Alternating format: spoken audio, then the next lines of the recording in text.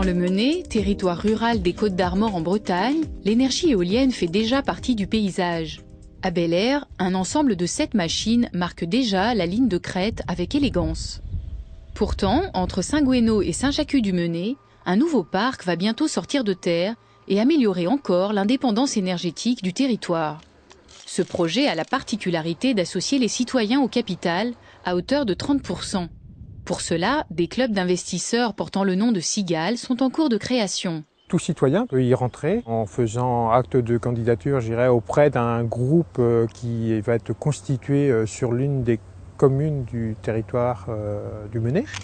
À la fin du processus de recrutement des cigales, l'objectif est de regrouper environ 120 personnes, donc constituées entre 6 à 7 cigales, chaque cigalier apportant en moyenne l'équivalent de 3 à 4 000 euros.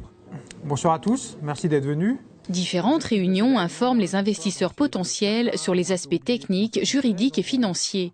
Une étape indispensable pour leur permettre de se positionner. Les questions sont des fois assez basiques. Il s'agit un petit peu de comprendre pourquoi est-ce qu'il faut prévoir un pacte d'actionnaires entre un actionnaire majoritaire et un actionnaire minoritaire. Ça nous paraissait en tout cas extrêmement important de permettre aux gens de s'approprier ces sujets pour qu'ils puissent se déterminer en connaissance de cause sur leur engagement au sein de ce projet.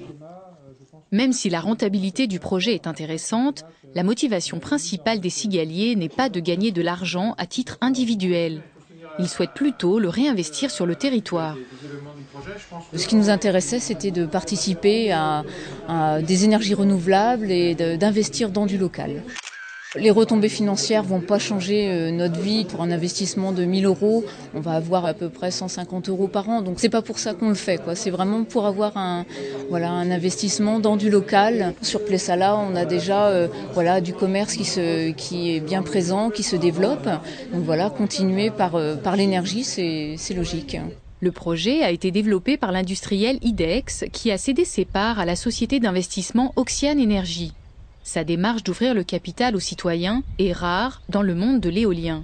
Sur des projets de cette ampleur, la question du partage de la rente éolienne, la question aussi de l'intégration sociale est un facteur de réussite.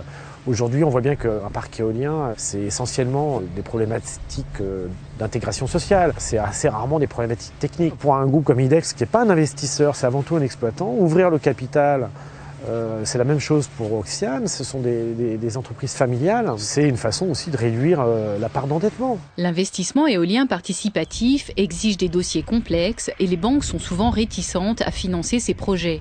Mais ces obstacles n'enlèvent rien à la motivation des habitants du Mené qui peut-être montreront la voie à d'autres territoires. Moi, ce que j'espère surtout, c'est que ce projet, ça soit une façon de mobiliser les gens et que derrière, ça crée des émulations, que les gens privilégient de plus en plus ce genre de placements plutôt que des placements boursiers ou bancaires loin de chez eux, quoi.